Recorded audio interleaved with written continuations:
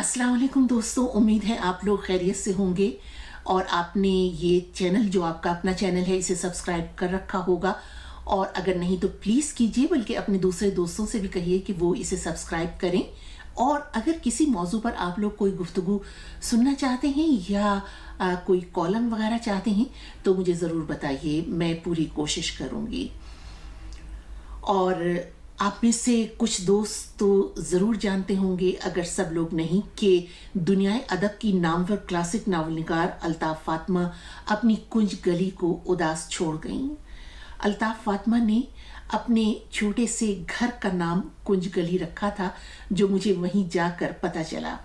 उनका ये घर तारीख़ी शहर लाहौर के कदीमी इलाके में वाक़ है, मगर अफसोस के इल्म अदब की बेकदरी का ये आलम था कि उनके घर पहुंचने की कोशिश में मैंने गली के कई बासियों से अल्ताफ़ फ़ातिमा के बारे में पूछा, तो उनको ये इल्म नहीं था कि दुनियाए अदब की एक ऐसी शख्सियत उनके हमसाए में कहीं रहती है जिसके नावल दस्तक न दोने 60 के अशरे में पाकिस्तान के अदबी हलकों में बिल्कुल वैसे ही हलचल मचा दी थी जैसे भारत में कुर्रतुल ऐन के नावल आग के दरिया ने। कॉलेजों के तालिबे इल्म लड़के और लड़कियों ने ये नावल ज़रूर पढ़ रखे थे और उनके पास मौजूद भी होते थे। इसी नावल दस्तक ना दो पर मबनी पाकिस्तान टेलीविज़न की ड्रामा सीरियल उन सीरियल्स में से एक थी जिसे देखने के लिए लोग बाकायदा इंतज़ार किया करते थे। और मकबूलियत का ये आलम था कि अक्सर कारोबारी लोग ड्रामा टेलीकास्ट होते वक्त अपने ही कारोबार समेट कर टीवी सेट्स के सामने विराजमान हो जाया करते थे। अल्ताफ़ फ़ातिमा के बारे में और उनके तमाम दूसरे नावल और जो उन्होंने और अफसाने वगैरह लिखे, इस बारे में और उनकी ज़िंदगी के बारे में मेरा एक तवील मज़मून आलमी अखबार में शाया हो चुका है और मैंने इसे फेसबुक पर अपने पेज पर भी शाया कर दिया। अगर आप लोग चाहें तो वहाँ जाकर पढ़ सकते हैं। यहाँ पर मैं इस पर ज़्यादा गुफ्तगू इसलिए नहीं करूँगी कि मैं आपको उनकी एक बहुत ही ख़ास गुफ्तगू सुनवाने जा रही हूँ, इसलिए कि आपने उनके इंटरव्यूज़ शाज़ और नादिर ही कभी सुने हों।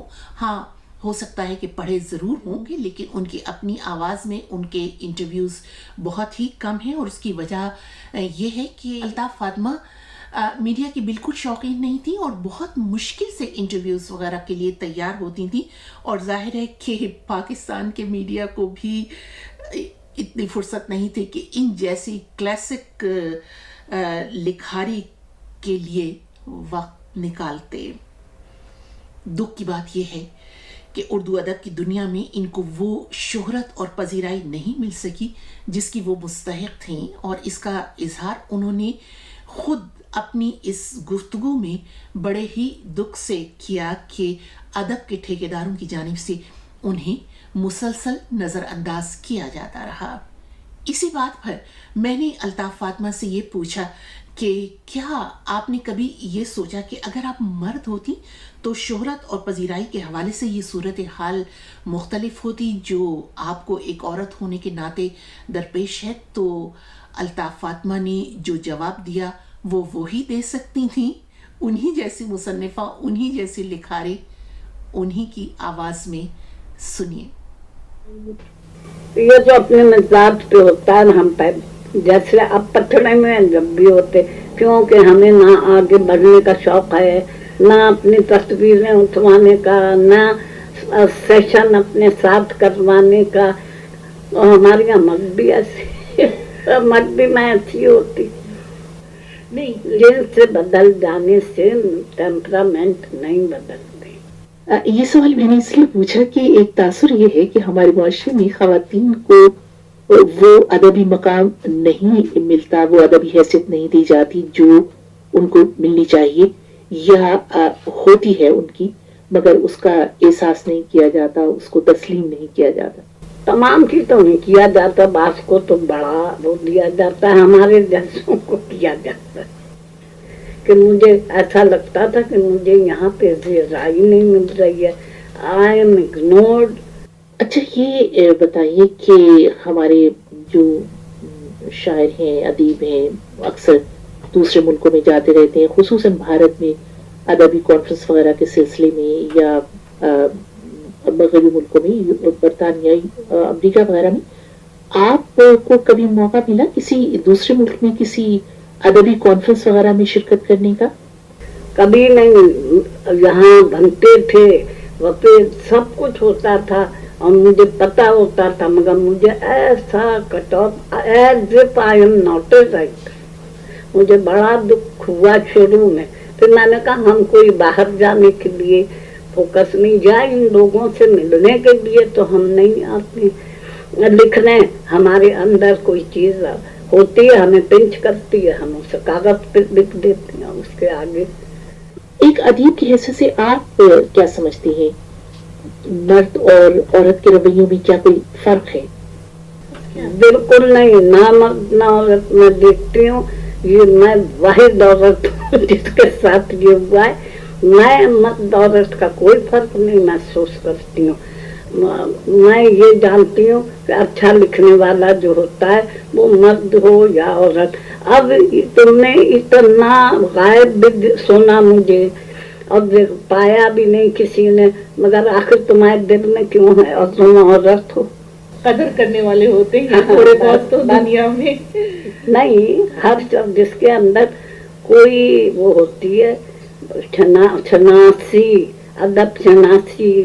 ہاں بس یہی ہے کہ عورتوں کے واقعی بعض وقت دل بہت چھوٹے ہوتے ہیں اور وہ آگے کسی دوسرے کو آنے سے بڑی اس میں رکاوٹیں ڈالتی ہیں بعض عورتیں. آپ ماشاءاللہ سے استاد بھی رہی ہیں اور برسوں آپ خواتین کے کالج میں درس و تدریس سے منسلک رہی، شعبہ اردو کی سربراہ رہی. تو کیا اور لکھتے بھی ہیں، ظاہر مختصر کہانی، ناول، تراجم کیا آپ نے بہت. تو حاصل زندگی کیا رہا؟ وہ ہے میرا چلتا مسافر، وہ مجھے بہت پسند ہے اور اچھی لگتی ہے. تو اس کے بارے میں کچھ تھوڑا سا بتائیے کہ کون سا ایسا واقعہ تھا جس سے آپ نے بہت متاثر ہو کر اسے لکھنا شروع کیا اور پلاٹ آپ کے ذہن میں آیا اس ناول کا؟ کیونکہ یہ ناول آپ نے بتایا تھا ابھی تھوڑی دیر پہلے گفتگو میں کہ کافی برس لگے اس کو لکھنے میں. 10 سال میں ایک ناول میں نے لکھی، کیونکہ میں ہائی بھی وہ ہوئی تھی، یعنی نہیں موٹیویٹ کیا، رنجیدہ میں ہوئی تھی سقوط ڈھاکہ سے، ایسٹ پاکستان کے فوج. اچھا، ایک تاثر یہ ہے کہ افسانہ اور مختصر کہانی لکھنی نسبتاً آسان ہے اور ناول ایک بہت ہی دشوار گزار ایک مرحلہ ہوتا ہے، کیونکہ ایک طویل سلسلہ ہوتا ہے، پلاٹ وغیرہ پر کاربند رہنا بہت مشکل ہو جاتا ہے. آپ کیونکہ یہ دونوں چیزیں لکھتی ہیں تو آپ کا یہ تجربہ کیسا رہا، آپ کیا کہیں گے؟ میں بتاؤں، چھوٹا افسانہ لکھنا بہت بڑی محنت اور مشقت کا کام ہے. وہ تو غزل ہوتی ہے، غزل جو ہے وہ غزل کا اس میں ہوتی ہے، جتنا آپ چھوٹا لکھیں گے وہ بہت مشکل ہوتا ہے کہ اس میں آپ سارا جو کچھ آپ سوچ رہے ہیں وہ بھی سمو دیں، اور جو اس کے جس تناظر میں وہ یہ ہو رہا ہے آپ کا افسانہ ڈیولپ، وہ بھی اس میں آ جائے، آپ کا مقصد بھی آ جائے، اور پھر چھوٹا سا. تو اپنی پہچان ایز اے افسانہ کے طور پہ کروائیں گی یا ناول نہ افسانہ، میں تو استاد ہوں، استاد. میں نے آخر یہ بھی تو افسانے لکھے ہیں جو میرے شاگرد ہیں، اور جو ان کے اندر جذبہ اور جو ان کے اندر ادب شناسی ہے وہی میں سمجھتی ہوں کہ میں نے افسانے لکھے ہیں. میرے جو افسانے ہیں جو آؤٹ آف پرنٹ ہے اب بھی، مگر کہیں کہیں مل جاتی ہے، مجھے مل گئے ہیں.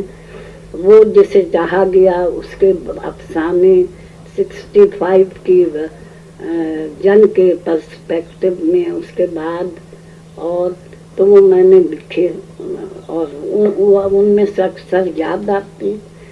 اور پھر اس کے بعد ایک افسانوں کا مجموعہ اور آیا تار عنکبوت کے نام سے، اور دوسرا مجموعہ ہے میرا دیواریں جب گریا کرتی ہیں.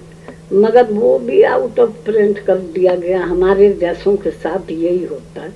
हाँ, अभी चंद साल हुए, वो एक डॉक्टर कोई ताहिर असलम गोरा हुआ करता था, वो एज ए स्टूडेंट मेरे पास आता था और अपनी हिमाकत से हम बहुत उसके ऊपर मेहरबान थे।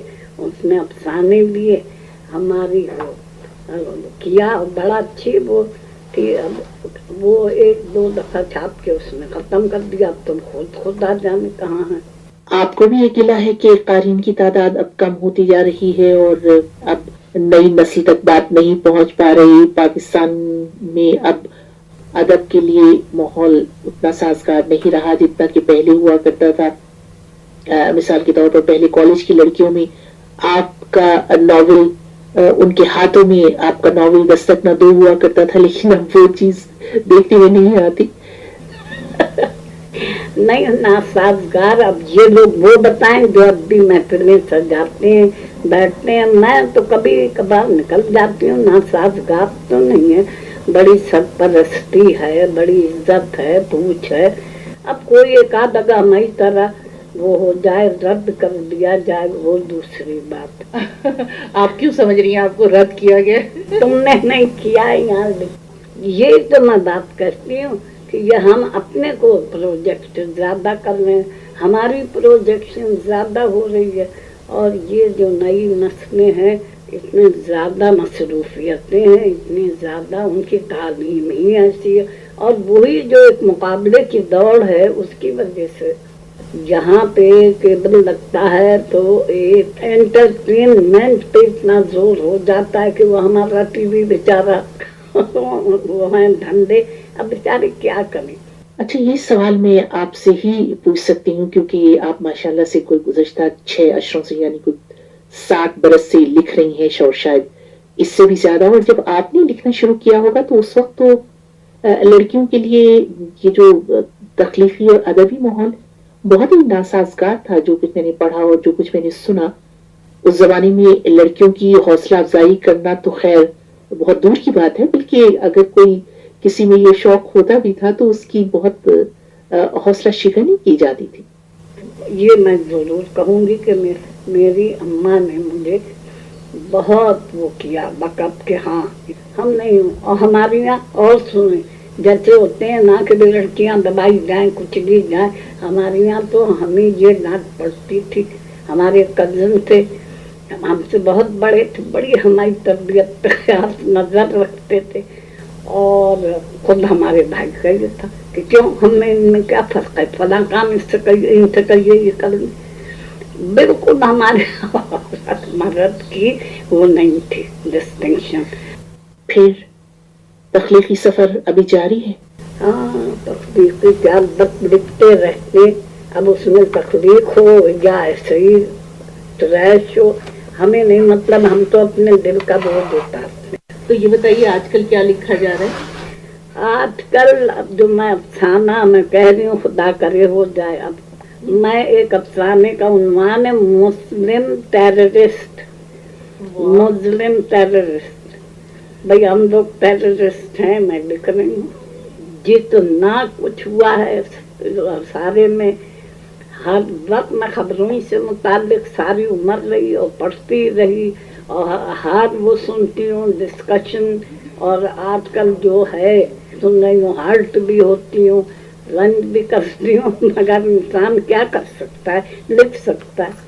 ये ना हो उसके बाद आपकी जिंदगी खतरे में पड़ जाए। नहीं, हमें नहीं डर है।